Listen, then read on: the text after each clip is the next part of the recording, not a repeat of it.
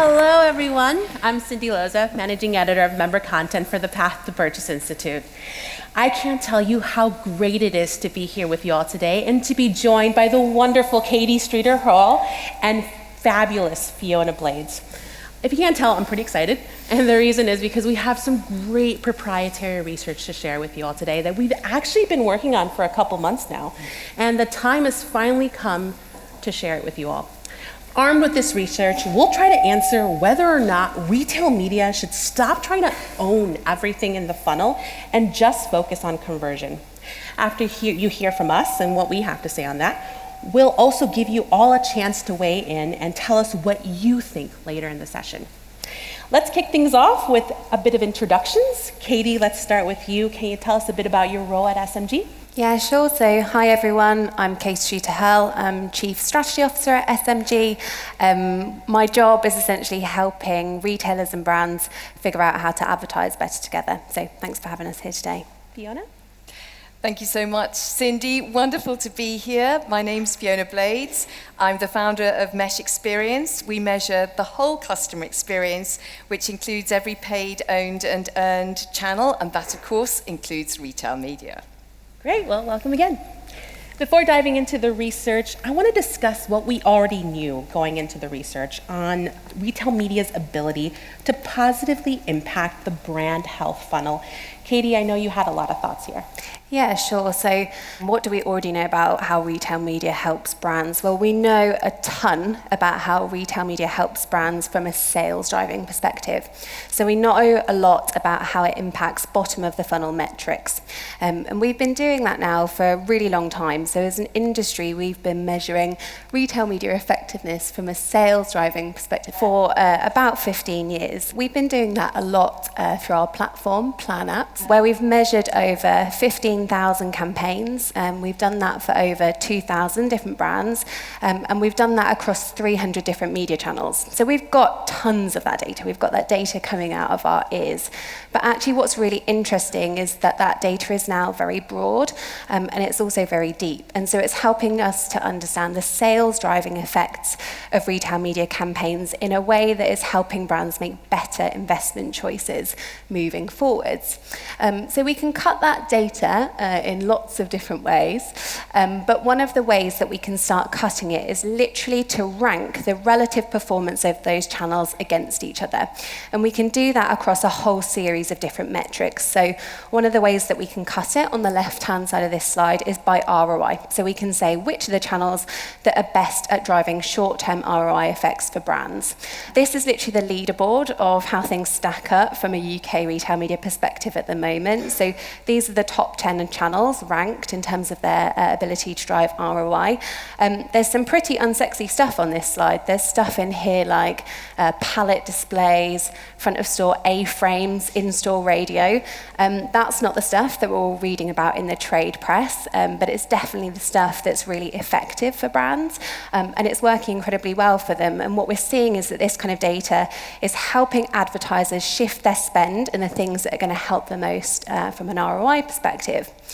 The other thing that this data is really useful for is that the more that brands are investing in a retail media measurement strategy, the more they're improving their ROI over time as well. So it's quite normal as an advertiser when you start investing in retail media actually to be at break-even point. So it's fairly normal, say, for every £1 I'm spending in retail media, I'm only getting £1 back. But if you're investing in retail media measurement and you're using that data to improve the campaign planning and you're feeding that into every campaign that you run, you can start improving your ROI incredibly dramatically.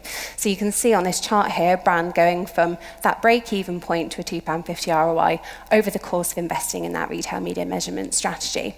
So essentially what we can say is that we know loads about retail media's ability to drive sales, so we're kind of tick on that part of the funnel, and we know that we can start using that data now to make better choices about where to invest our money and also to improve our ROI over time. We're also starting to see a more broader set of research on that lower funnel too. So some of you in the room might have been familiar with this study. It was published earlier this year. This was a piece of work done by Sakana in partnership with the Co-op Media Network. And what they wanted to understand was whether or not retail media could drive conversion away from the point of activation. So specifically, what they were looking at was, if you invest in a retail media campaign in a certain set of stores, will you also drive sales in different stores? And in this particular study, what they actually looked at was, if you invest in co-op media, are you also likely to drive sales in another grocer's store as well? And what they found was conclusively, yes, you can. You can use retail media to do that.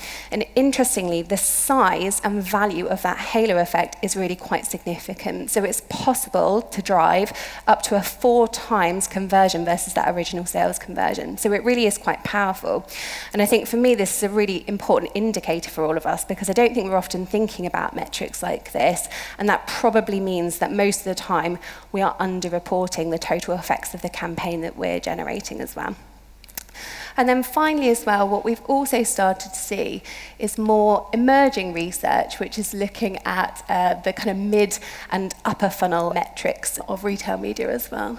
And so last year, we did a first kind of piece of research in this space. So we did a study in partnership with the Path to Purchase Institute, which we talked about at RMS, which essentially looked at how UK shoppers interact with retail media. And what we started to see there was some early indications that retail media can play a role in driving both brand awareness and brand equity. So for example, we saw that in-store and e-commerce advertising was just as effective as more traditional forms of advertising in helping people discover brands and products that they haven't previously been aware of. So that was kind of some promising signs, a relatively small study, but definitely some kind of good results. We've also seen some new data that's emerged from other markets as well. So some of the people in the room from the US might be familiar with this study. This was a piece of research that was done by Grocery TV in the US, and they're an in-store media provider. And what they found was that for a telecoms brand that they had advertised, they could generate some quite sizable uplifts in unaided brand awareness as well.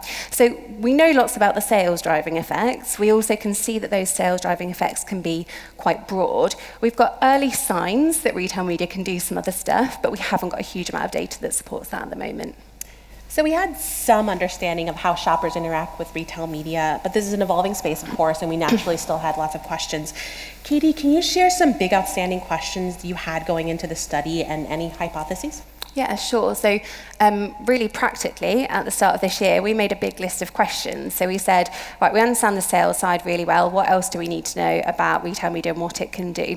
And then we built a whole load of hypotheses off the back of those. And so we kind of thought about everything from, can retail media drive brand penetration? Can it build brands more generally? And the one that we decided to kind of focus the research on was this first one. So can retail media drive brand awareness and equity? And we wanted to start there because actually the one that we thought would be the most useful for us in our business. But we also thought that would be really interesting for multiple parts of the industry to have a better understanding of as well. I'll be really honest, I think we always thought that it probably could. We thought retail media probably can do those jobs. Even just from a common sense perspective, you would assume that it has a role to play there. If you think about a channel like in-store, it's got huge audience reach potential. It's a point of discovery for new products, so that kind of makes sense. But we've never had the kind of data that actually supports that in a kind of conclusive way. So we set ourselves a kind of hypotheses that we wanted to go out and prove or disprove, and that was that retail media can drive brand awareness and brand equity. And then we found a kind of research partner in Mesh to help us figure out whether or not that was true. Great. And that makes sense. You know, at least it's not too much of a leap or a stretch. In theory, we know that retail media has many attributes to positively impact brand awareness and equity, like, as you mentioned, high reach and impressions, implied retailer endorsement, noticeability, and salience. But on the other hand, retail media has its challenges.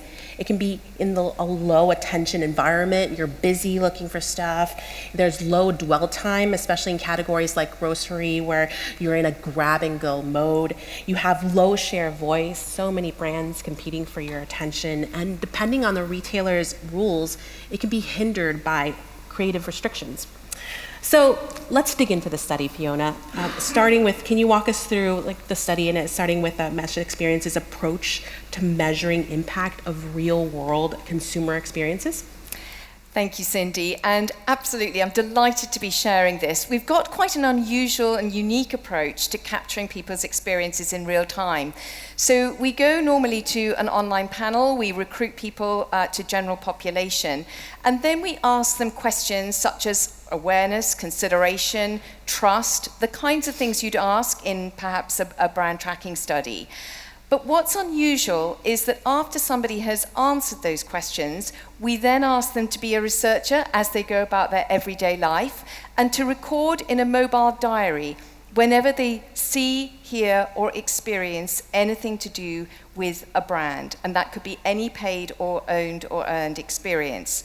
So they do that for 1 week, and then at the end of that 1 week that they've been reporting, we ask some of the same questions we've asked at the beginning of the week on awareness, consideration, etc. And what that means is we can then start to see somebody who did not consider the brand, they have a retail media experience, what happens now, versus somebody who does not have that experience. So that's how we're able to unpick exactly what causes a change in brand perception as opposed to just correlates with it. So what we did for this particular study, which we were very excited about, was we took recent data over about the last year, and that was covering UK and US studies. There were around 36,000 experiences from around 10,000 participants, so it was really robust. And over 10,000 of those experiences related in one shape or form to retail. Now, that could be both seeing on the shelf, which we would relate to owned, or it could have been an email from the brand, or it could have been other digital retail media. So taking all of those experiences, those 36,000 experiences, we can then divide them into different ways. So we can look at paid, owned, and earned. Earned might be conversations or PR, seeing things in the news. Owned could be a brand's website or app, but it could also be seeing packaging on a supermarket shelf.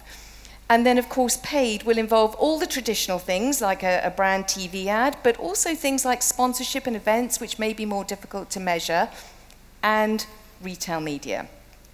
And what we've done for this study is we've really focused on the paid retail media experiences in relation to all others, which we've called mass media. And you can see that around a third of all those experiences are with retail media. Actually, one other thing I should say before I go into the results is that because we are picking people's perceptions up in real time, if they say that they see an ad on TV from a brand, we will classify that as a brand mass media experience. However, it doesn't mean that it wasn't powered by first-party retail media data. So we should remember that these figures are underestimating, or if anything, the power of retail media. So the first thing is that we capture people's emotions in the moment as they're reporting in their mobile diary. And we can see that how positive, persuasive, and relevant these experiences are for retail media versus as well for mass media. They're all at about the same level, which I think is interesting. So they really are creating deep emotional bonds with consumers. And what's more, slightly more persuasive and relevant, if anything. So that's the first thing. In the moment, retail media is doing a fantastic job. But if we carry on, we can actually see that retail does impact on brand equity. Now, I thought we would see this on consideration because we actually had a study way back in 2015 that was in the Journal of Retailing. But what I really did not think would be coming through was the hard-to-reach metrics that retail media is impacting on, like affinity, like NPS. And we'd seen this for the first time last year when we did a piece of work for Boots Retail Media Group, and we saw the power of Boots to be an influencer, and we actually kind of coined the phrase the 175-year-old influencer. But we're seeing it again across many more studies that there really is a big impact here of retail to impact on advocacy for the partner brands. So I think that's a really important point. We can see that it also, of course, keeps brands top of mind. We would have expected that because we've just heard today how important it is in terms of going into store and how many different experiences people are having. But we could see from the beginning of this set of slides that you've got around a third of paid media being retail media experiences. You've got over half of people in our studies that are reporting having a retail experience. And they're reporting 1.9 experiences in an average week. And that's when we're getting about 3-point-something average experiences. So again, it really is getting out there and raising awareness. But what does it actually do from a brand perspective on the awareness? So we're going to kind of go on to that. And I think what's really important here is that we are seeing that it is significantly increasing brand awareness. Retail media does impact people's perception of brand awareness by 3 times versus somebody who has not had that experience in retail media. So it's a really important point. And then we've dug into that, and I thought it was interesting seeing earlier the importance of in-store, because actually those in-store experiences are having an even higher impact than just overall. So that's around 5 times the impact that we're seeing from people who do not have retail media experiences. So I think from my perspective, this really does turn things on their head. You know, retail media is an untapped powerhouse when it comes to building brands. Great. Thank you again, Fiona, for all your work on this research. It was truly delivered amazing insights. Bringing it back to you, Katie, can you share some key takeaways from the research? Yeah, of course. I think from my side, to echo some of what Fiona said, I think this is kind of data that we've been after for a while, and we've now got it conclusively, which is brilliant. And I think it's helped us to prove and have to stop using some of the assumptions and proxies that maybe we've had to as an industry over the last few years. I guess if I was to kind of put myself back in my shoes when I was brand side, this is the kind of data I'd have really liked, because I think this would have helped me drive a little bit of reappraisal, perhaps with some of my stakeholders internally, as to how they felt about retail media and its ability to play a role, not just in the kind of lower funnel. I think the other things that are quite interesting, which we didn't talk about in the research, but I think that's good for us to think about, is this is great evidence of effectiveness, but when we also consider retail media's ability to be really efficient, that's a really interesting combination. So CPMs in retail media are pretty cost effective versus other forms of advertising. And so when we say that actually retail media can build brands, it can impact brand equity, it can do the hard stuff like NPS, and its relative cost versus other forms of advertising is good, that makes it really interesting, and it definitely creates a good business case for it playing a role on the media plan. I do think it's worth saying that the kind of point of doing this research wasn't to kind of pit traditional advertising versus retail media against each other. That's not the point of this study. We know lots about how traditional advertising works, so we have to kind of use that as a benchmark and then say, how can we start getting some of that data and how can we put that data in context? What I do think, though, is that this definitely is positioning retail media as more of a multi-purpose tool than maybe we give it credit for, and that probably needs to impact how we start planning it. And then finally, I think it's a bit of a call to action for all of us to think a bit differently about how we're measuring campaigns. I think we're probably all a little bit addicted to short-term ROI and sales uplift off the back of campaigns. I think we're very clear from that that's probably underreporting what we're getting as results from all of this. This is a brilliant step forward for us because I think we've now got that data and we need to figure out how we scale this. So as an industry, we need to be investing in those new methodologies, but we need to make them easy for people to access, and they need to be happening at a campaign level, because I think if we can get that working, people will be able to invest much more wisely in the future. Wonderful.